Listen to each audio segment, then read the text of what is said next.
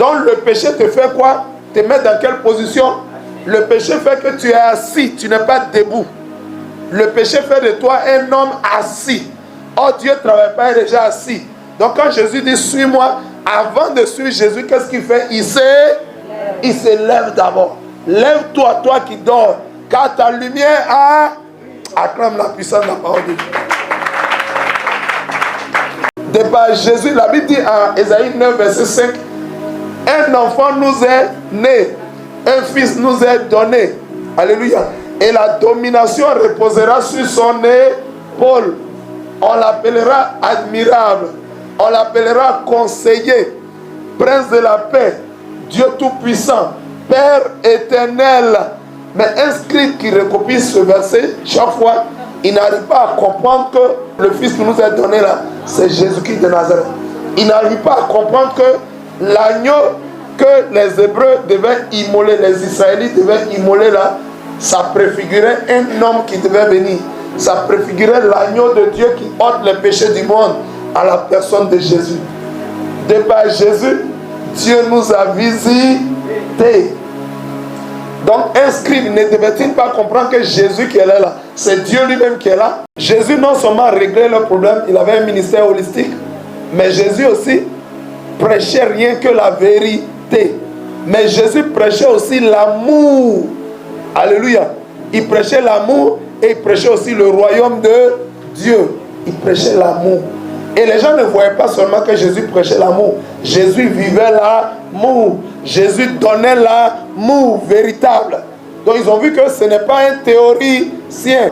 Ces hommes étaient des malades spirituels. Tout pécheur est un malade spirituel. Tout péché est une maladie spirituelle. Cependant, celui qui est malade, il a besoin qu'on l'aide. Il a besoin d'être aidé. Gloire à Jésus. Ce qui me fait plaisir, c'est lorsque vous manifestez l'amour les uns pour les autres. C'est ce qui me plaît. Et en tant que chrétiens, nous ne devons pas être inquiets, nous ne devons pas douter, nous ne devons pas avoir peur. En tout cas, aucunement. Parce que nous avons un grand Dieu, nous avons un grand roi, nous avons un grand Seigneur. Alléluia. Et il est le maître de tout l'univers. Il domine sur le monde spirituel de la lumière. Il domine également sur le monde spirituel des ténèbres. Gloire à Jésus. Il domine sur tout l'univers. Donc quand il est dans ta barque, tu n'as rien à craindre. Le système du diable, c'est de créer la peur. Il utilise plusieurs éléments pour créer la peur dans le cœur de l'homme. Pourquoi? Qu'est-ce que nous avons? Nous avons notre foi, notre assurance, notre certitude dans notre Dieu, Jésus-Christ de Nazareth. Amen. Mais le diable envoie la peur pour perforer notre assurance. Alléluia. Pour fragiliser notre certitude. Alléluia. Notre foi en Jésus. C'est pourquoi un chrétien ne devrait pas avoir peur. Gloire à Jésus. Dieu n'a pas de problème avec les autres éléments de la création. Mais il a un problème avec l'homme. Parce que l'homme est têtu. L'homme, le cœur de l'homme est mauvais. L'homme est têtu. L'homme est difficile. Alléluia. Donc Dieu a un problème avec l'homme. L'homme n'obéit pas. Alléluia. L'homme est insoumis. L'homme est difficile. Jésus a vu entre l'homme qui est créé à son image et à sa ressemblance et les pauvres, Jésus a choisi plutôt que l'homme soit libéré, même si les esprits peuvent aller dans des arbres, dans des forêts, dans des animaux. L'homme, Jésus voit là qu'une âme, alléluia, l'âme de l'homme est précieuse. Alléluia. La Bible dit une âme qui est sauvée, c'est la joie au ciel.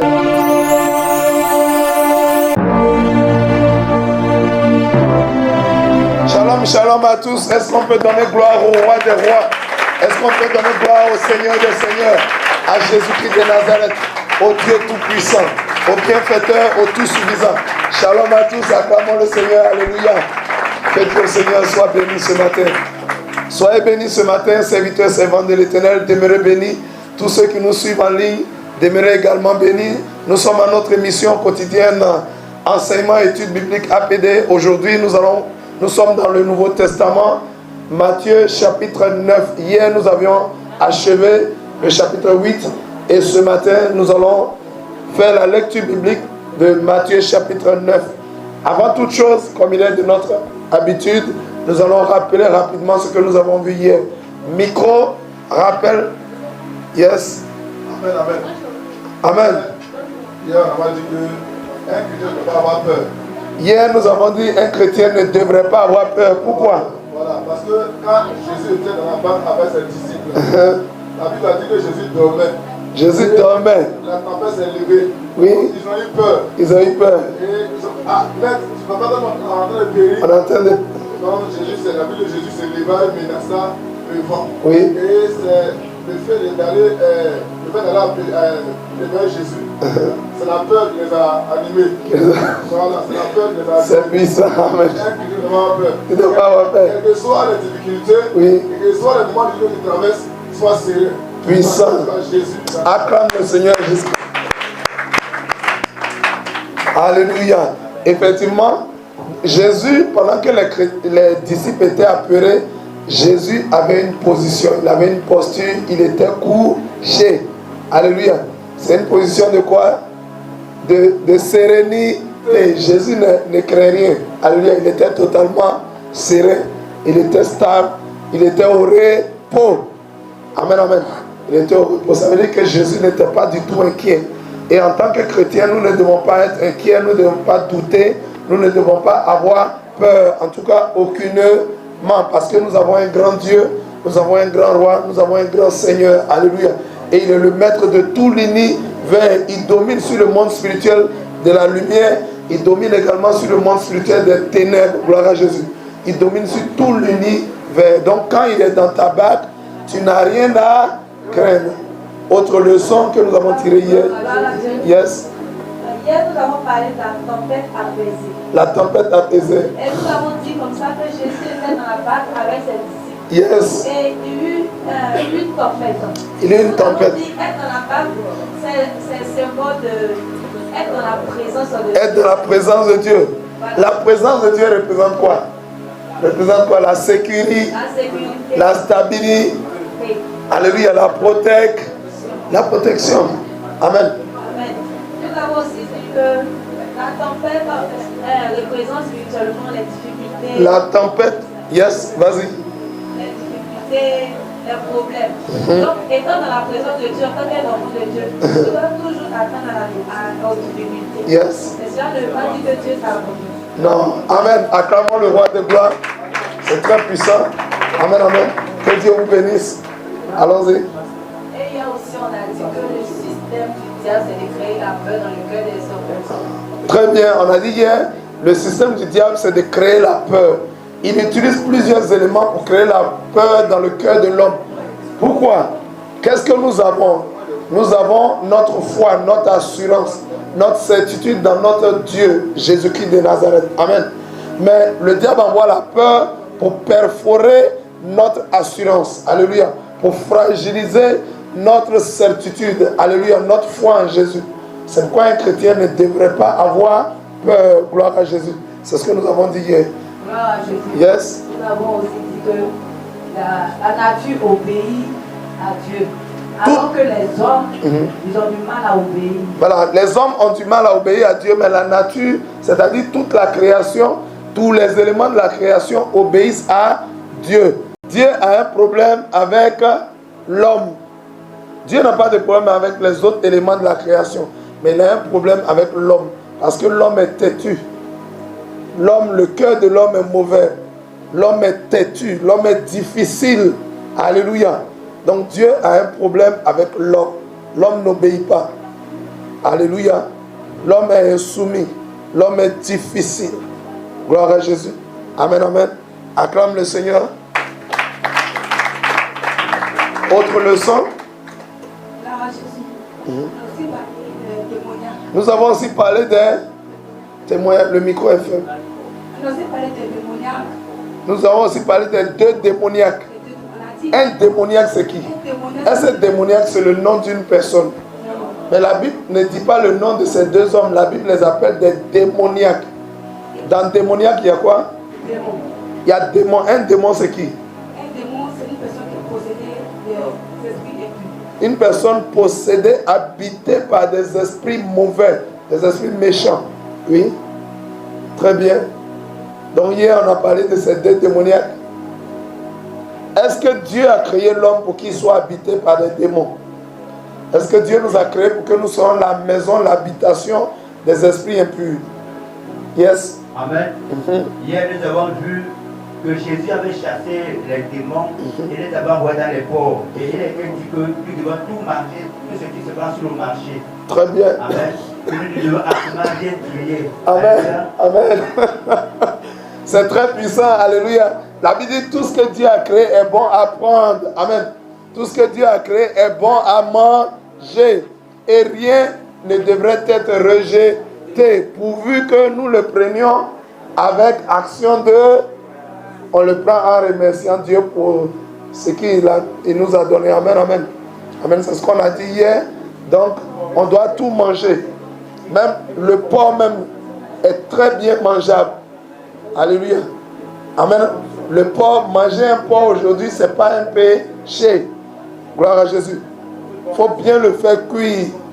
Alléluia. Il faut le faire cuire très bien. Sinon, ce n'est pas un péché. Amen, amen. Il ne faut pas se précipiter à manger là. Il faut le faire cuire très bien. Mais ce n'est pas un péché. Alléluia. Donc, on a vu ça hier. Et on a vu que Jésus a chassé les démons dans les porcs. Ça ne veut pas dire qu'on ne doit plus manger porc. Amen. Jésus a amené les esprits mauvais dans les porcs. Pourquoi? Parce que Jésus a vu entre l'homme qui est créé à son image et à sa ressemblance et les porcs, Jésus a choisi plutôt que l'homme soit libéré, même si les esprits peuvent aller dans des arbres, dans des forêts, dans des animaux. L'homme, Jésus voit là qu'une âme, alléluia, l'âme de l'homme est précieuse. Alléluia. La Bible dit une âme qui est sauvée, c'est la joie au ciel. C'est pourquoi Jésus a envoyé les esprits impurs dans les pourceaux pour que l'homme soit libéré. Et l'homme est créé à l'image de Dieu. Gloire à Jésus. C'est ce qu'on a vu hier. C'est ce qu'on a vu hier. Alors nous allons commencer l'étude biblique d'aujourd'hui. Nous allons commencer la lecture biblique. On va prendre nos Bibles selon Matthieu chapitre 9 rapidement. Matthieu chapitre 9. On peut se munir de sa Bible. On peut utiliser sa Bible. Matthieu chapitre 9 à partir du verset 1. Et je lis. Jésus étant monté dans une barque, traversa la mer et alla dans sa ville. La Bible dit Jésus est monté dans une barque et il traversa la mer. Alléluia. Et il alla dans sa ville. La ville de Jésus, on avait vu ça déjà avant-hier. La ville de Jésus, on a dit Naoum, Capernaum. Et nous avons vu que Capernaum, c'était la ville de Jésus. Aujourd'hui, le chapitre 9 dit Jésus est allé dans sa ville. Donc, il est allé où? Il est allé à Capernaum. Amen. Amen, amen. La Bible dit il monta dans une barque, il traversa la mer et il alla dans sa ville. Gloire à Jésus. Amen, amen. La Bible dit voici, on lui amena un paralytique couché sur un lit. Jésus, voyant leur foi, dit au paralytique prends courage, mon enfant, tes péchés te sont pardonnés. Gloire à Jésus. Amen, amen. Amen, amen. Il dit, prends courage. Un paralytique, c'est qui? Un paralytique. C'est celui qui ne... La servante de Dieu dit, un paralytique, c'est celui qui ne marche pas. Elle dit, c'est celui qui n'a pas la possession du contrôle, qui n'a pas le contrôle de ses membres. Ça peut être supérieur, ça peut être des membres inférieurs. Alléluia. Dans tous les cas, il est dans l'immobilisme. Il n'arrive pas à se déplacer par lui-même. Gloire à Jésus. C'est ça un paralytique. Un paralytique, c'est un paralysé. Gloire à Jésus. Dans l'esprit, quand Jésus utilise par exemple le lépreux, un lépreux, la lèpre, c'est le symbole du péché. Et quand Jésus parle de paralytique, c'est l'image de quelqu'un qui ne peut pas se déplacer lui-même. Il s'agit là de tout homme. Alléluia. Il s'agit de tout homme. Quand la Bible parle de paralytique, la Bible parle de tous les hommes. Alléluia. Amen, amen. Dans l'esprit, dans le spirituel, est-ce qu'un homme est capable de se sauver lui-même? Est-ce qu'un homme est capable de se donner la vie lui-même? En ce sens, tous les hommes sont des paralytiques, sont paralysés. Ils ne peuvent pas se donner eux-mêmes. Nous ne pouvons pas nous-mêmes nous donner la vie. Nous ne pouvons pas nous-mêmes, alléluia, avoir la vie éternelle. Gloire à Jésus. En ce sens, nous sommes des paralytiques. Nous sommes paralysés. Donc quand la Bible parle du paralytique, qu'est-ce qui se passe? Puisqu'il ne pouvait pas se déplacer par lui-même pour venir à Jésus, pour que Jésus le guérisse, il a fallu quoi? Il a fallu que des hommes le portent pour l'amener dans la présence de Jésus. Alléluia. La Bible dit, et voici, on lui amena un paralytique. Le paralytique n'est pas venu de lui-même. Mais la Bible dit, on a pris le paralytique pour l'envoyer dans la présence de Jésus. Ça équivaut à quoi? Nous les chrétiens, alléluia, puisqu'un paralytique ne peut pas lui-même venir à Jésus. Alléluia. Nous les hommes, nous ne pouvons pas avoir nous-mêmes par nous-mêmes la vie éternelle. Nous la recevons par la grâce. Alléluia. Et par la crainte de l'éternel. En marchant conformément, en marchant dans la sainteté, dans la sanctification, dans la pureté, en recevant Jésus. Alléluia. Donc, en ce sens, alléluia, les chrétiens ont déjà reçu qui? Ont déjà reçu quoi? Les disciples de Jésus, ils ont déjà reçu qui? Ils ont déjà reçu la vie. Alléluia. Donc, ils ne sont plus des paralytiques. Tous les chrétiens, les disciples de Jésus ne sont plus des paralytiques. Donc, celui qui n'est plus paralytique, quand il voit un paralytique, qu'est-ce qu'il fait? Il va l'aider aussi à avoir la vie. Donc, en ce sens, c'est pourquoi ça signifie que nous, les chrétiens, nous avons le devoir d'évangéliser. Nous avons le devoir d'amener ceux qui sont encore paralytiques, de les amener à Jésus pour que Jésus leur communique la vie. Il s'agit de l'évangélisation, il s'agit de faire l'œuvre de Dieu afin que ceux qui ne connaissent pas encore Jésus puissent être sauvés. Est-ce que quelqu'un a bien compris le sens de paralytique? Alléluia. Si tu veux acclamer, tu acclames bien. Tout ce que tu veux faire pour Jésus, il faut le faire très bien. Alléluia. Gloire à Jésus. Et la Bible nous dit donc, et voici, on lui amena un paralytique couché sur le lit. Le paralytique est couché, il ne peut pas se mouvoir par lui-même. Jésus, voyant leur foi, dit au paralytique, prends courage mon enfant, tes péchés te sont pardonnés. Le pardon c'est quoi? Pardonner.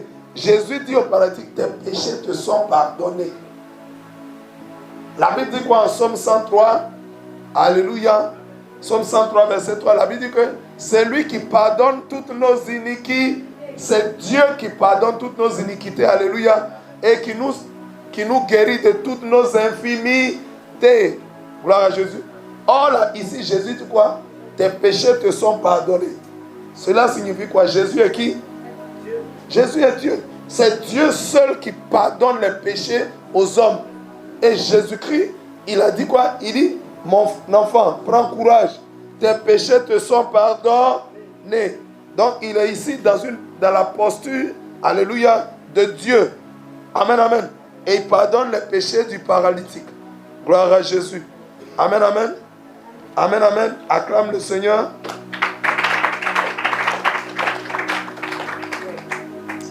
Sur quoi quelques scribes, verset 3, quelques scribes disent au-dedans d'eux, cet homme blasphème. Un scribe, c'est qui? Un scribe. La Bible dit quelques scribes. On a déjà défini à plusieurs reprises ici un scribe, oui. On a déjà défini le scribe. Un scribe, c'est qui? Un scribe, c'est celui qui recopie la loi. C'est celui qui recopie la loi. Alléluia. Il prend les textes originaux et il recopie la loi. Et à force de recopier, il connaît la loi. Alléluia. Et même mieux que connaître, il interprète la loi. Donc c'est celui qui recopie la loi. Dans l'ancien temps, il n'y avait pas encore de photocopieuse. Et dans les textes originaux qui sont écrits pour l'Ancien Testament en hébreu et pour le Nouveau Testament en grec et en araméen, dans les textes originaux. Alléluia. Ce sont les scribes qui avaient le devoir de recopier la loi. Donc c'était des interprètes de la loi. Mais le scribe dit quoi? Les scribes disent sur quoi quelques scribes disent au-dedans d'eux. Cet homme blasphème. Les scribes disent cet homme blasphème. Le blasphème c'est quoi? Blasphémer. Ça signifie quoi? Blasphémer. Alléluia. Oui. La servante de Dieu dit c'est parler en mal du Seigneur. Oui. Oui, c'est ça. C'est parler en mal du Seigneur. C'est le dénigrer, c'est le critiquer. C'est l'injurier. C'est prononcer son nom à la légère. Alléluia. c'est le dénigrer, c'est l'insulter. Alléluia. C'est lui adresser des propos non respectueux. C'est lui adresser des propos qui sont offensants, qui sont insultants. Gloire à Jésus. Amen, amen. C'est ça le blasphème. Alléluia. Donc un scribe a commencé au-dedans de lui-même. Dans son cœur, il dit, mais Jésus blasphème. Est-ce que Jésus blasphémait? Jésus dit, tes péchés te sont pardonnés. Alléluia. Cela signifie quoi? Il dit, mon fils, prends courage, tes péchés te sont pardonnés. Mais le scribe dit, cet homme blasphème. Verset 4. Jésus, connaissant leurs pensées, dit, pourquoi avez-vous des mauvaises pensées dans vos cœurs? Jésus dit, il dit aux scribes, tous les scribes qui étaient là, Jésus dit, mais vous avez des mauvaises pensées dans vos cœurs.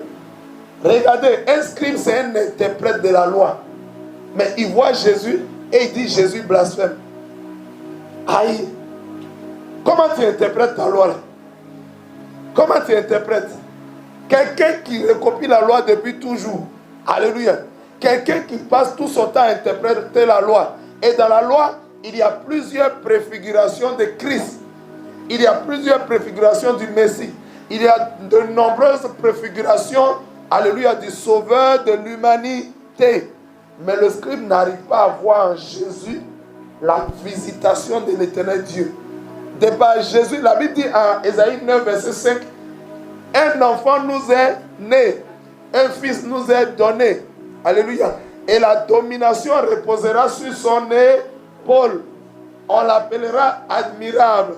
On l'appellera conseiller, prince de la paix, Dieu tout-puissant, Père éternel. Mais un scribe qui recopie ce verset, chaque fois, il n'arrive pas à comprendre que le fils qui nous est donné, un fils qui nous est né, un enfant, le fils qui nous est donné là, c'est Jésus-Christ de Nazareth. Il n'arrive pas à comprendre que l'agneau que les Hébreux devaient immoler, les Israélites devaient immoler là, ça préfigurait un homme qui devait venir. Ça préfigurait l'agneau de Dieu qui ôte les péchés du monde à la personne de Jésus. De par Jésus, Dieu nous a visités. Donc un scribe ne devait-il pas comprendre que Jésus qui est là, c'est Dieu lui-même qui est là? Alléluia. C'est Dieu qui s'est fait homme pour descendre, pour prendre le péché des hommes. Il a recopié la loi jusqu'à... mais il n'a rien compris. C'est comme ça plusieurs hommes font l'œuvre de Dieu sur la terre. Mais ils demeurent des religieux. La Bible déclare que le Dieu que nous adorons, il est esprit. Et il veut que son peuple soit des hommes spirituels. Et que son église soit spirituelle. Mais cependant, si tu ne comprends pas, si tu n'as pas une bonne interprétation des Écritures, malgré toutes les copies de la Bible que tu fais, tu demeureras un religieux. Tu demeureras un scribe. Tu ne peux pas comprendre que Jésus est le sauveur de l'humanité. Tu ne pourras pas accéder au fait que de par Jésus, c'est Dieu qui se fait homme pour venir porter le péché de tous les hommes. Puisqu'aucun homme, c'est l'homme qui a péché. Il fallait qu'un homme sans péché vienne porter les péchés des hommes. Quelqu'un comprend? Mais le scribe dit, mais cet homme blasphème. Il dit, il blasphème. Il ne sait pas que c'est Dieu qui est là. Parce que c'est Dieu seul qui pardonne le péché des hommes. Acclame la puissance de la parole. Verset 5, Jésus dit, car lequel est plus aisé de dire, tes péchés te sont pardonnés, ou de dire, lève-toi et marche? Je voulais demander aux serviteurs de Dieu, entre dire, tes péchés te sont pardonnés, et puis lève-toi et puis marche. Lève-toi et puis marche, ça équivaut à quoi? Un paralytique, un homme qui ne peut pas se prendre en charge, qui ne peut pas marcher par lui-même, devant tout le monde sait qu'il est paralysé. Entre dire, lève-toi et puis marche, ça équivaut à quoi? Ça équivaut à un miracle. Est-ce que faire un miracle, c'est facile? Dis, lève-toi, marche. Tu peux aller chez des gens, tu peux prier. Alléluia. On dit, bon, le pasteur a prié, peut-être qu'il sera guéri dans 3 jours. Mais lève-toi et marche, c'est une opération instantanée. Devant tout le monde, quand c'est immédiat. Quand il dit lève-toi et marche, on doit voir tout de suite qu'il s'est levé, puis il commence à faire quoi? Quand tu as dit lève-toi, il faut qu'il commence, là tout le monde voit ça. Mais si tu as dit lève-toi et marche, et puis il est toujours couché, on va dire quoi? tout le monde va se moquer. C'est ça qui est le plus difficile. Alléluia. Parce que c'est de l'ordre du visible. Alléluia. C'est de l'ordre de ce qui est manifeste. Ce qu'on doit constater. C'est de l'ordre des preuves. Quand tu dis lève-toi, il doit se lever. Quand tu dis marche, il doit faire quoi? Il doit commencer à marcher. C'est avec effet immédiat. C'est ça qui est plus compliqué. Mais dis tes péchés te sont pardonnés. Qui sait que ces péchés sont pardonnés? Mais c'est intérieur. C'est une opération intérieure.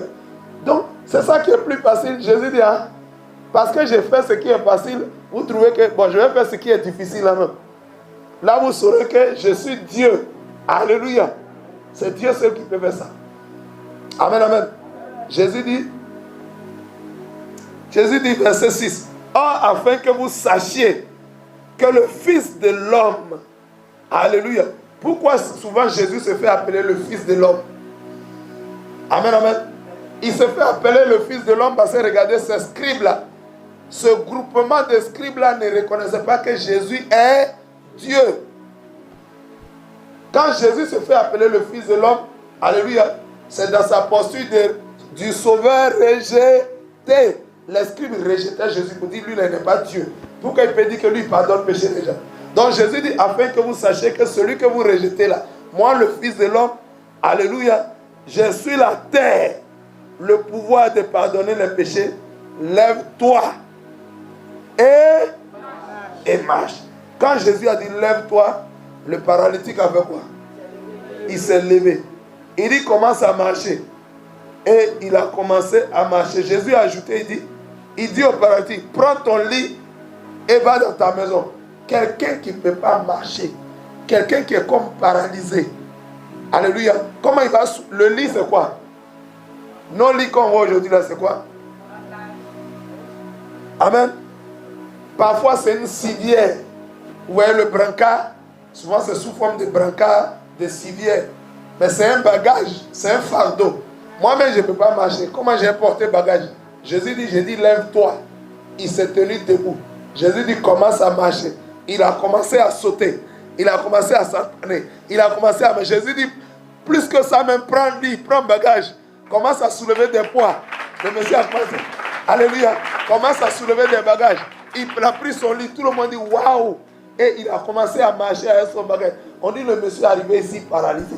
Il ne pouvait pas se prendre en charge. Le voici aujourd'hui qui s'est levé, qui marche et qui peut même porter des bagages. Porter bagages ici, c'est symbole de quoi? Non seulement tu arrives à te prendre en charge, alléluia, mais tu peux supporter, tu peux soutenir d'autres personnes. Tu peux même porter des bagages. La Bible dit supportez-vous les uns les autres. Ça veut dire porter les fardeaux les uns pour les autres. Gloire à Jésus. Et le paralytique qui ne pouvait pas s'aider lui-même avant, aujourd'hui il peut s'aider. Il peut aussi aider les. Acclame la puissance de la parole. Verset 7. Il se leva et s'en alla dans sa maison. Le paralytique est venu comment? Et il retourne comment? Il est venu porter. Quand il est venu, on l'a fait quoi? On l'a porté. Et maintenant quand il retourne comment? Il retourne autonome. Alléluia. Il retourne libre et libéré. Alléluia. Il peut maintenant se prendre en charge. Il est maintenant autonome. C'est le symbole de tous les chrétiens, des disciples de Jésus. Avant, tu ne pouvais pas te donner la vie par toi-même. Aujourd'hui, non seulement tu as reçu la vie de Christ, mais tu peux aussi faire des disciples. Alléluia. Tu peux aussi tu peux aller annoncer l'évangile. Tu as reçu la vie. Tu es aujourd'hui annonciateur de la vie. Qui est la vie? C'est Jésus. Tu peux annoncer Jésus aujourd'hui. C'est l'histoire du paralytique. Il retourne dans sa maison par ses propres membres. Plus par les membres des autres, mais par ses propres membres. Il se sert maintenant de ses pieds. Alléluia. Marcher, c'est se servir de ses pieds. Porter bagage, c'est faire quoi? C'est se servir de ses mains. Acclame la puissance de la parole. Et il se leva et s'en alla dans sa maison. Quand la foule vit cela, elle fut saisie de crainte. Et elle glorifia Dieu qui a donné aux hommes un tel pouvoir. Pourquoi la foule fut saisie de crainte? Pourquoi la foule a été saisie de crainte? Qu'est-ce qui venait de se passer? Un puissant miracle. La guérison du paralytique. Aujourd'hui, c'est ce qui se passe toutes les fois qu'un pécheur, alléluia, reçoit le pardon de ses péchés et devient un disciple de Jésus. C'est un miracle. Parce qu'aucun homme ne peut se sauver lui-même par ses propres forces. Alléluia. Amen, amen. Vous voyez, on appelle ça comment? Le paralytique a été fait, il a été transformé, sa vie a changé. Alléluia. Son témoignage a changé, son identité a changé. Alléluia. Son histoire a changé. Acclame la puissance de la parole de Dieu. C'est comme ça, toi et moi aujourd'hui, notre histoire a changé. Des païens, alléluia, que nous étions en Égypte, aujourd'hui, Christ nous a fait la grâce et nous sommes devenus ses serviteurs. Il y a plusieurs qui étaient des drogués. Aujourd'hui, leur histoire a changé. Il y a plusieurs, alléluia, qui étaient encore dans la prostitution. Leur histoire a changé. Il y en a qui étaient dans la masturbation. Leur histoire a changé. Leur destinée a changé. Alléluia. Quelqu'un qui est encore dans ces péchés-là, il fonce droit vers l'enfer. Mais aujourd'hui, il est en marche maintenant pour le paradis, pour la Jérusalem céleste. Il est en route maintenant pour l'éternité dans la présence de... C'est l'histoire du chrétien. Plusieurs avant étaient dans la sorcellerie. Aujourd'hui, ils ont été délivrés. Jésus nous a délivrés et nous sommes maintenant des serviteurs de l'Éternel. Plusieurs étaient des satanistes. Aujourd'hui, ils ont été transformés. La sorcellerie te paralyse. Le satanisme te paralyse. La drogue te paralyse. La prostitution te paralyse. Alléluia. Dans le péché, nous sommes tous des paralytiques. Mais aujourd'hui, Jésus nous délivre de ses oppressions. Il nous délivre de toute forme de paralysie et fait de nous ses serviteurs. Il nous tire, alléluia, de la boue pour nous amener à son admirable lumière. Il nous tire des ténèbres pour nous amener à son admirable lumière. Il nous tire de la boue pour nous faire asseoir à la table des... Acclame la puissance de Jésus-Christ de la vie. Le transformateur des peuples, le transformateur des nations s'appelle comment? Jésus de Nazareth. Acclame sa puissance ce matin. Alléluia. Il est celui-là qui change l'histoire, la destinée, le témoignage du paralytique. Alléluia. Et avant, nous étions tous des paralytiques. Acclame Jésus. Oh, si tu veux acclamer, il faut bien acclamer. Gloire à Jésus. Nous continuons la lecture biblique. Nous arrivons au verset 9. La Bible dit, dès là, étant allé plus loin, Jésus vit un homme assis au lieu des péages et qui s'appelait Matthieu. Alléluia. Il lui dit, suis-moi. Cet homme se leva et le suivit. La Bible dit, Jésus est allé plus loin. Aller plus loin, c'est l'image de quoi? Jésus ne reste pas à la surface. Alléluia. Jésus ne reste pas à la surface. Dans les enseignements, dans les interprétations de sa parole, Jésus va toujours en profondeur. La Bible dit, Jésus étant allé de là, il est allé plus loin. Il dit allez et jetez le filet en eau profonde. Jésus est le Dieu de la profondeur. Il ne reste pas en surface. Quelqu'un comprend ça? Amen, amen. Et la Bible dit, quand il est allé en profondeur, c'est quand tu vas en profondeur, quand tu vas plus loin, que tu vas voir un homme qui est assis. La Bible dit, un homme était assis, alléluia, au lieu des péages. Et il s'appelait Matthieu. Gloire à Jésus. Les péages, c'est qui? C'est quoi le péage? Un péager, c'est qui? Il y a d'autres versions de la... Il appelle un publicain. Un publicain, c'est qui? C'est un... Qui a le micro? Un publicain, c'est celui qui récolte les impôts. Un publicain, c'est celui qui encaisse les impôts. Il encaisse les impôts. Amen, amen. Il encaisse les impôts. Mais les publicains, en ce temps-là, travaillaient pour le pouvoir romain. Ils travaillaient pour les Romains. Donc, ils encaissaient les impôts, alléluia, pour le compte des Romains. Pourtant, ils étaient eux-mêmes hébreux, ils étaient juifs. Alléluia. Ils sont juifs. C'est un peu l'image et ils sont ils sont en Israël. Alléluia. Mais les Romains étaient les colons en ce temps-là. Du temps de Jésus. Alléluia. Israël était sous la domination romaine. Donc c'était des colons romains qui étaient là. C'était l'armée romaine qui était là. Et ils appelaient certains nationaux, alléluia, certains nationaux à travailler pour eux. Donc ils étaient comment? Ils étaient mal vus. C'est comme toi, tu es dans ton pays et tu travailles pour un pays étranger. Un citoyen du pays, il doit travailler pour qui? Le national d'un pays, il travaille pour qui? Il doit travailler pour son pays. Mais ceux qu'on appelait les PAG, c'est-à-dire les publicains, travaillaient pour le pays étranger, ils travaillaient pour la Rome, ils travaillaient pour les Romains. Donc ça faisait qu'ils étaient méprisés, ils étaient détestés, ils étaient haïs par leurs frères juifs. Alléluia. Premier élément. Pourquoi les publicains étaient détestés, étaient haïs, rejetés? Parce que c'était des nationaux qui travaillaient pour l'étranger. Gloire à Jésus. Deuxième élément pour lequel les publicains étaient détestés, haïs et rejetés, parce que quand ils faisaient les encaissements, alléluia, ils ajoutaient dessus, ils prenaient aussi pour eux-mêmes. Vous comprenez? Tu es censé encaisser 10 000 et tu encaisses 30 000. Le reste là, ça va où? Les 20 000 vont où? Dans sa poche. Donc c'était comme une escroquerie. Ils prélevaient plus qu'ils devaient. Ils prenaient plus qu'ils devaient prendre. Donc tous ces éléments-là faisaient que leurs frères juifs les méprisaient et les rejetaient. Donc la Bible dit, Jésus vit un homme assis au péage qui s'appelait Matthieu et il dit, suis-moi. Et cet homme s'éleva et le suivit. Alléluia. Est-ce qu'avant d'appeler Matthieu, Jésus a dit, il faut que tu sois d'abord sans péché. Il faut que tu sois d'abord pur. Alléluia. Il a appelé Matthieu tel qu'il était. Pourquoi? Pourquoi Jésus a fait ça? En principe, les publicains étaient des gens que les juifs n'aimaient pas, oui. Pourquoi Jésus l'a pris? Amen. Yes. Jésus l'a pris ainsi parce qu'aucun homme ne peut se changer de soi-même. Et aucun homme ne peut se transformer de lui-même. Aucun homme ne peut se donner la vie éternelle par lui-même. On l'a dit tout à l'heure. Donc Matthieu était qui? Il était un paralytique. Il était un paralytique. Il était un paralysé spirituellement. Amen. Un paralytique, c'est qui?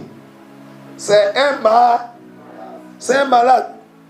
Jésus dit, je ne suis pas venu pour les personnes bien portantes. Alléluia. Je ne suis pas venu pour ceux qui se croient saints. Ceux qui se croient sans péché. Ce n'est pas pour eux que je suis venu. Je suis venu pour ceux qui reconnaissent leur péché. Amen, amen. David pouvait dire, dans le psaume 51, il dit, je reconnais mes transgressions. Quelqu'un qui reconnaît ses transgressions, il reconnaît son identité de pécheur. Mais il n'en est pas fier. Mais il reconnaît ce qu'il est en attendant. Pour que Jésus puisse l'aider. Matthieu étant un péager, on l'appelle aussi Lévi. Jésus voyait qu'il avait un problème. Quand Jésus nous appelle, c'est pour nous aider. C'est pourquoi quand Jésus t'a appelé, il ne faut pas être orgueilleux. Il ne faut pas être dans la suffisance. Il ne faut pas être dans l'orgueil. Il faut être dans l'humilité. Ici, Jésus dit quoi? Suis-moi. Est-ce que Jésus a dit suivez-moi? Est-ce que quand Jésus a appelé Matthieu, est-ce qu'il a dit suivez-moi? Ici, il s'agit de l'appel de Matthieu, Lévi. Est-ce qu'il a dit suivez-moi? Il dit suis-moi. Ça veut dire quoi? Ça veut dire l'appel est individuel. Jésus appelle chacun dans son ministère, dans son service. Il ne nous appelle pas en groupe. Il appelle chacun individuellement. Ça veut dire l'appel est individuel. Ça veut dire le salut est personnel. Acclame la puissance de la parole. Gloire à Jésus. Amen, amen. Il n'a pas dit suivez-moi, il dit suis-moi. Le salut est personnel. L'appel est individuel. Et quand il a appelé, il dit suis-moi. Cet homme s'éleva et le suivit. Ça veut dire Matthieu était comment? Il était assis à son poste en tant que péager, en tant que publicain. Mais le Seigneur lui dit quoi? Il dit lève-toi suis-moi. Quand il a dit à Matthieu, suis-moi, Matthieu a compris quelque chose. Matthieu était comment? Lévi était comment? Il était assis à son poste. Mais il était un publicain. Alléluia. Le fait d'être un publicain, ça dit quelqu'un qui prend plus qu'il ne reçoit, quelqu'un qui encaisse, mais qui va au-delà de ce qu'il devrait encaisser. C'est quoi? Cette situation est une situation de quoi? De corruption. Or, la corruption, c'est quoi? C'est un péché. Amen. Donc, le péché te fait quoi? Te met dans quelle position? Le péché fait que tu es assis, tu n'es pas debout. Le péché fait de toi un homme assis. Or, Dieu ne travaille pas, il est déjà assis. Donc, quand Jésus dit, suis-moi, avant de suivre Jésus, qu'est-ce qu'il fait? Il se lève d'abord. Lève-toi, toi qui dors, car ta lumière acclame la puissance de la parole de Dieu. Toi qui es encore assis dans la boue du péché, avant de suivre Jésus, il faut te lever. Toi qui es encore assis dans le péché de fornication, avant de venir à Jésus, il faut te lever. Alléluia. Toi qui es encore assis dans le concubinage, avant de venir à Jésus, il faut te lever. Il faut sortir de la boue du péché. Parce qu'on ne peut pas rester dans Magnan.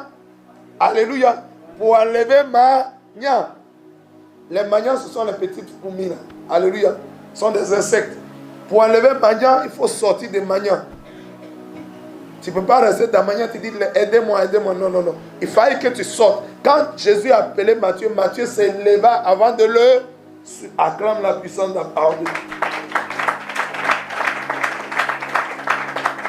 La Bible dit, cet homme s'éleva et le suivit.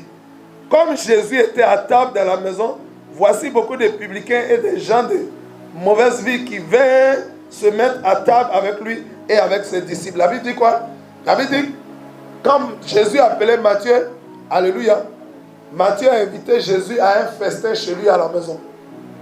Mais alléluia, Matthieu était qui? Il était un publicain. Donc quand il a invité Jésus, tous ses collègues publicains ont fait quoi? Ils sont venus au festin. Ah, c'est notre gars. C'est notre ami Matthieu. Il a invité Jésus. Si Jésus reçoit Matthieu, c'est qu'il va nous recevoir aussi. Donc allons vers Jésus. Donc tous les publicains sont venus là-bas ce jour-là. Alléluia, gloire à Jésus. Tous les publicains c'est devenu quoi? C'est devenu quoi? Une réunion de publics. C'est devenu une association de publics. Un regroupement de publics. Alléluia. Tous les collègues de Matthieu se sont retrouvés là-bas. Gloire à Jésus. Amen, amen. Et ils se sont mis à table avec lui. Allons-y dans le verset. Il dit, cet homme, c'est le suivait. Comme Jésus était à table, alléluia, voici beaucoup de publicains et des gens de mauvaise vie vinrent se mettre à table avec lui et avec ses disciples. Jésus était là, ses disciples étaient là, Matthieu était là et les publicains étaient là. Les pharisiens vinrent. Il y a une chose qui me frappe tout de même. Alléluia. Jésus recevait tout le monde. Jésus accueillait tout le monde. Mais je ne comprends pas, les pharisiens ne s'entendaient pas avec Jésus, mais ils étaient toujours dans les environs de Jésus. Là où Jésus était, ils se retrouvaient là toujours. Alléluia. Ils étaient toujours là. Quelqu'un que vous rejetez, vous le suivez partout. Alléluia. Ça veut dire que Jésus ne s'occupait pas de leur vie, mais eux, ils s'occupaient de la vie de Jésus. Ils s'occupaient du ministère de Jésus. Ils s'occupaient des déplacements de Jésus. Ils étaient toujours autour dans les environs de Jésus. Là où Jésus est, c'est comme si Jésus les attirait. Amen, amen. Jésus était qui? La vérité attire. Même ceux qui ne sont pas d'accord avec la vérité, ils sont attirés par la vérité. Alléluia. Remarquez, ils sont toujours dans les environs de Jésus. Jésus a été invité par Matthieu qui l'a appelé. Il a invité ses collègues. Mais les publicains sont dans les environs. Ils sont encore là. Les pharisiens, excusez-moi, les pharisiens sont encore là. Acclame le Seigneur Jésus-Christ. Selon vous, les pharisiens étaient là pour faire quoi? Pour donner leur vie à Jésus? Pour croire en Jésus? Pour accepter les enseignements de Jésus? Non. Amen. Ils étaient là pour quoi? Pour le dénigrer encore. Ils sont là pour dénigrer Jésus. Ils sont là pour le critiquer. Ils sont là pour le jalouser. Ce jeune homme qui n'a pas fait études bibliques, qui n'a pas fait, comment on appelle, école pastorale, Jésus, Alléluia. Il était lui-même la parole. Mais les pharisiens le suivaient partout. Toujours pour lui poser des questions pièges. Toujours pour être là, pour le tenter. Pourquoi? Parce que Jésus était la parole. Alléluia. Ils ont commencé à être jaloux de Jésus. Comment ce jeune homme qui vient d'arriver dans le ministère, il draine autant de foule. Il draine autant de foule. Comment ce jeune homme draine autant de foule. Gloire à Jésus. Alléluia. Amen, amen. Pourquoi Jésus drainait autant de foule? Acclame sa puissance.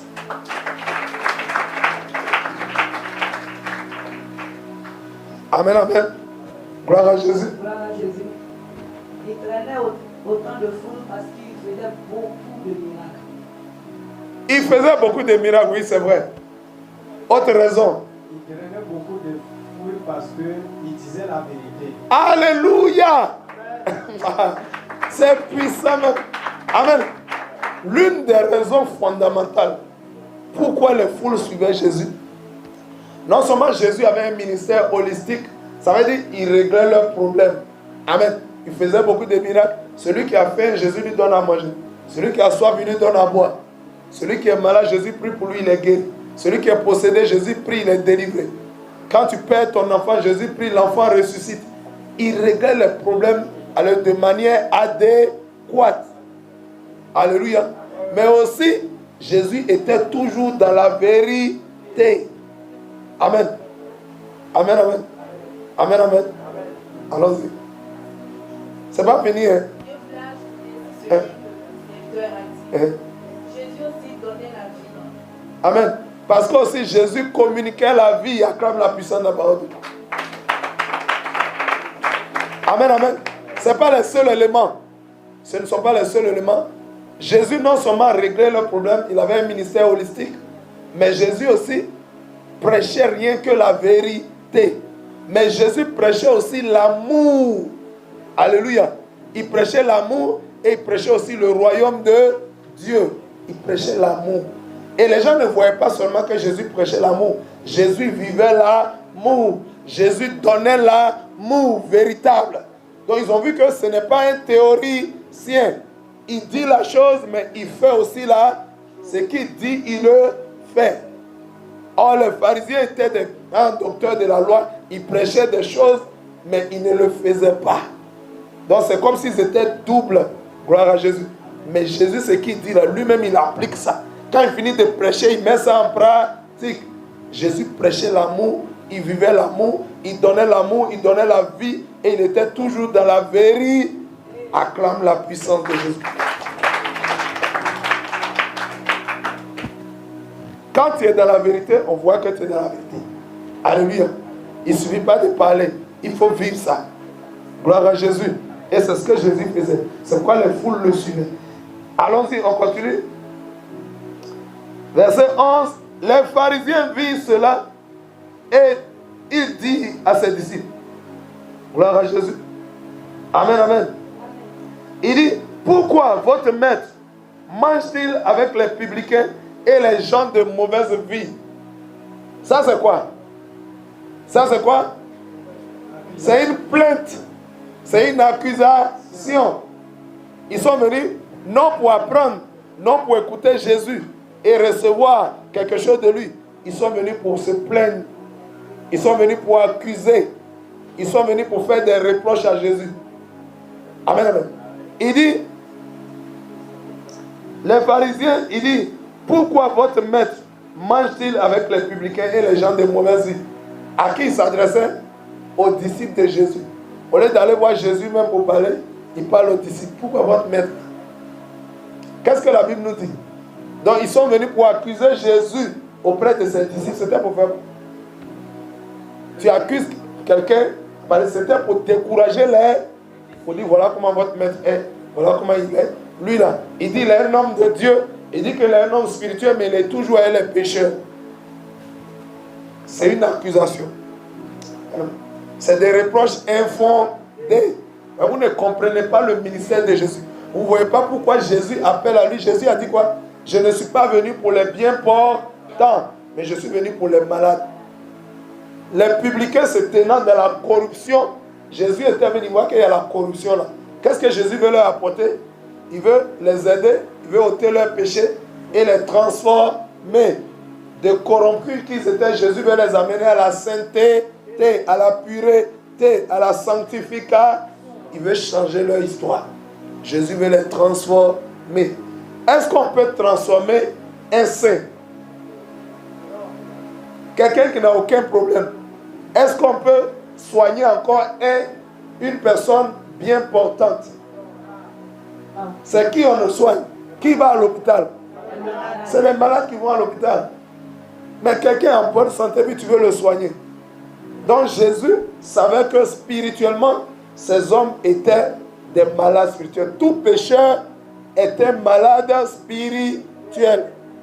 Tout péché est une maladie spirituelle. Donc Jésus prenait tous ces pécheurs-là pour les aider. Mais les publicains, les pharisiens ne comprenaient rien. Les pharisiens ne comprenaient rien. Ils ne comprenaient pas le ministère de Jésus. Jésus est venu aider les pécheurs.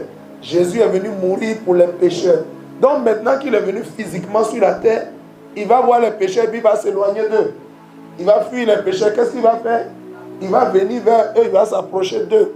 Il va être au milieu d'eux afin de pouvoir comprendre leur situation et mieux les aider. C'était ça la démarche de Jésus. C'était ça le programme de Jésus. C'était là, alléluia, la vision de Jésus. S'approcher des pécheurs, être avec eux, comprendre leur situation, comprendre leurs difficultés, leurs souffrances, afin de les aider à sortir de là. Acclame la puissance de la parole. Alléluia. Alléluia. Il dit pourquoi votre main mange-t-il avec les gens de mauvaise vie? Verset 12. Ce que Jésus a entendu, il dit. Ils sont en train de critiquer Jésus avec les disciples là-bas. Jésus a entendu. Jésus sait toutes choses. Il a entendu. La Bible dit, dans le verset 12, ce ne sont pas ceux qui se portent bien qui ont besoin des médecins, mais les malades. Ce ne sont pas ceux qui se portent bien qui ont besoin de médecins, mais les malades. Acclame la puissance de la parole de Dieu. Pourquoi Jésus dit ça? Je vous pose la question. Pourquoi Jésus dit ça? Pourquoi Jésus dit les bien portants n'ont pas besoin de médecins, mais ce sont les malades? Parce que les bien portants ne vont pas à l'hôpital. Les bien portants ne vont pas à l'hôpital. Quelqu'un qui est en bonne santé, tous ses organes, tout son organisme fonctionne bien. Il est en bonne santé, il n'a pas besoin d'aller à l'hôpital. Il ne ressent aucune douleur, aucune maladie. Ses organes sont tous bien portants. Il n'a pas besoin de médecin. Gloire à Jésus. Mais cependant, celui qui est malade, il a besoin qu'on l'aide. Il a besoin d'être aidé. Gloire à Jésus. Amen, amen. Continuons, verset 13. Jésus dit, allez et apprenez ce que signifie. Je prends plaisir à la miséricorde et non au sacrifice. Alléluia. Amen, amen. Ça veut dire quoi? Jésus dit aux pharisiens, il les ramène à leur cahier. Il les ramène à leur doctorat. Il dit, allez prendre bien les Écritures, allez lire bien, vous allez comprendre. Ça signifie quoi? Vous ne comprenez pas ce que signifie je prends plaisir à la miséricorde. Amen, amen. Amen, amen. Jésus était en train de leur dire, quelqu'un veut répondre? Oui. Amen. Je prends plaisir au sacrifice. À la miséricorde et non au sacrifice. Ça veut dire qu'on peut se sacrifier, mais pas avec le cœur. On peut se sacrifier pour se faire voir. Mais la miséricorde, c'est avoir la compassion de la personne. Amen. Amen. Amen. Ok. Amen. Ça signifie, ok. Ça signifie tout simplement que je ne sais à quoi je prends plaisir. Jésus parlait, alléluia, cette fois-ci, dans la position de Dieu. Amen. Jésus dit, moi Dieu, ce à quoi il n'a pas dit moi Dieu. Mais quand il dit, ce à quoi qui prend plaisir à la miséricorde, c'est Dieu. Celui qui prend plaisir à la miséricorde et qui lui accorde la miséricorde, c'est Dieu. Donc Jésus était en train de dire, ce qui me fait plaisir, moi Dieu, alléluia, c'est que vous ayez l'amour les uns pour les autres. Alléluia. Au lieu, je ne prends pas plaisir au sacrifice d'animaux. Ben, en ce temps-là, les pharisiens, les juifs continuaient à égorger les moutons. Ils se disent, chaque jour je donne ma dîme, chaque jour je fais telle chose, chaque jour je fais ceci. Ils justifiaient leurs activités religieuses. religieuses leurs offrandes, les sacrifices d'animaux. Jésus dit, moi Dieu là, je ne prends pas plaisir aux sacrifices d'animaux, mais je prends plaisir, ce qui me fait plaisir, c'est lorsque vous manifestez l'amour les uns pour les autres. C'est ce qui me plaît. Au lieu d'être dans la religiosité là. Quand un pharisien voit un homme pécheur, un homme qui est dans la corruption, pendant que lui-même il est corrompu, spirituellement, et qu'il dit, pourquoi Jésus marche avec ces gens-là? Ça veut dire que lui il fait quoi? Lui il les évite. Lui il se met loin d'eux. Lui il ne veut pas avoir des relations avec eux. Il ne veut pas communier avec eux. Il ne veut pas s'approcher d'eux. Pourtant ces hommes avaient des problèmes. Amen, amen. Amen, amen. Est-ce que c'est un acte d'amour ça? Jésus dit quoi? Aimez-vous les uns les autres. Supportez-vous. Apportez les aides les uns aux autres. Mais les pharisiens voient ces hommes-là et ils les rejettent. C'est ce qu'on appelle juger l'autre. Juger l'autre, c'est le rejeter sur la base de ce qu'il est. Ça ne veut pas dire, tu ne peux pas lui dire la vérité. Qu'est-ce que les pharisiens devaient faire? Si tu vois qu'il y a un problème chez moi, il faut prier pour moi. Il faut m'approcher pour me parler, pour m'exhorter. Amen, amen. Il faut prier pour moi, il faut m'exhorter. Mais ils les voient, ils les laissent dans leur coin. Pourquoi? Pourquoi les pharisiens les laissaient dans leur coin? Ils les jugeaient. Ils jugeaient ces hommes-là comme des personnes impures. Ça veut dire quoi? Ils les rejetaient tout simplement sur la base de ce qu'ils sont. Mais quand Jésus dit ne jugez point et vous ne serez point jugés, il veut dire ne rejetez pas les gens parce que elles sont prostituées. Tu dis non, elles n'ont qu'à aller là. Mais si elles sont prostituées, va leur annoncer l'évangile. Prie pour elles pour que Jésus les sauve. Pour que Jésus leur communique la vie. Amen, amen. Mais les pharisiens les jugeaient. Donc Jésus dit, ce à quoi moi je prends plaisir, ça veut dire que les pharisiens ne donnaient pas l'amour. Ils n'aimaient pas leur prochain. Jésus dit, ce n'est pas le fait de faire des sacrifices, c'est le fait de vous aimer les uns les autres, c'est ce qui me fait plaisir. Quelqu'un a compris? Acclame la puissance de Dieu. Et il continue, car je ne suis pas venu pour appeler des justes, mais des pécheurs. Jésus a complété encore, il dit quoi? Un juste c'est qui? Un juste c'est un saint.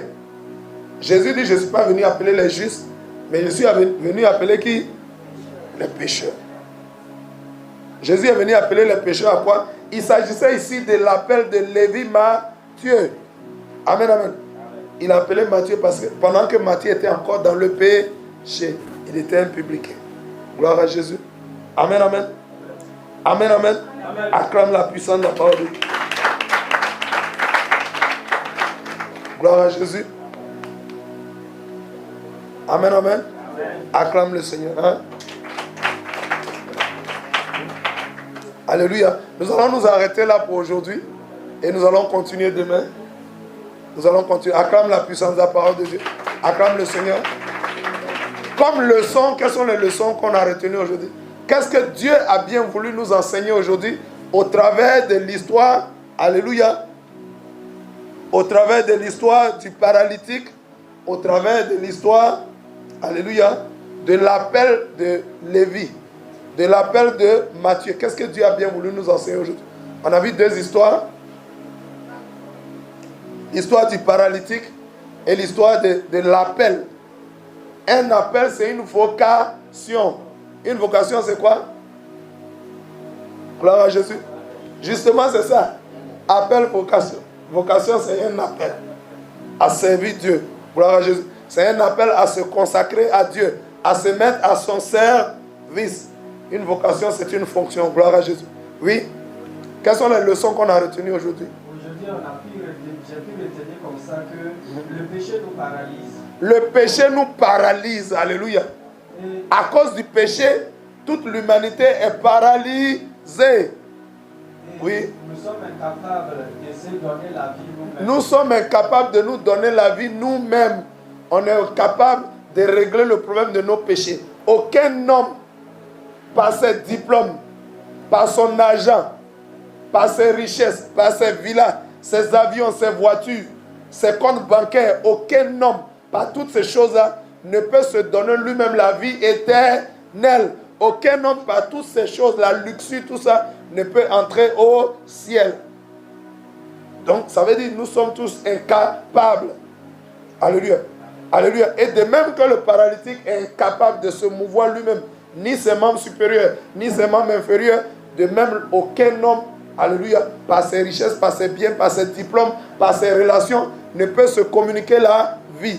Donc, en ce sens, nous sommes tous des paralysés spirituels. Le péché nous paralyse. Et dernière leçon, l'appel de Matthieu. Quand Jésus a appelé Matthieu, rapidement, on va terminer. On a dit que lorsque Jésus t'appelle, il ne faut pas prendre une position d'orgueil. Il ne faut pas prendre une position. Yes. Mais il faut demeurer dans l'humilité. Quand Jésus t'appelle, il faut être dans l'humilité. Ne te frappe pas la poitrine pour dire c'est parce que j'ai des dons. Alléluia. J'ai la puissance, c'est pour ça que Jésus m'a appelé. Non. Alléluia. Jésus t'a appelé là. Estime-toi heureux. Il n'a même pas besoin de nous. Donc soyons dans l'humilité. Acclame la puissance de la parole de Dieu. On va prier.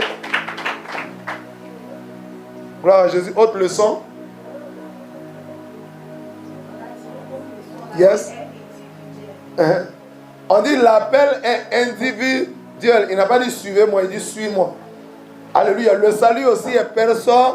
Acclame la puissance de la parole de Dieu. Si quelqu'un a reçu quelque chose en ce jour, il va commencer à prier. Seigneur, nous voulons te dire merci. Roi de gloire, nous bénissons ton Saint-Nom pour ta présence, pour ta faveur, pour ton amour, pour tous tes bienfaits. Nous sommes bénis parce que tu nous as encore montré tes voies. Tu nous as encore enseigné ta parole. Que la gloire, l'honneur te revienne. Au nom puissant de Jésus, quelqu'un dit Amen.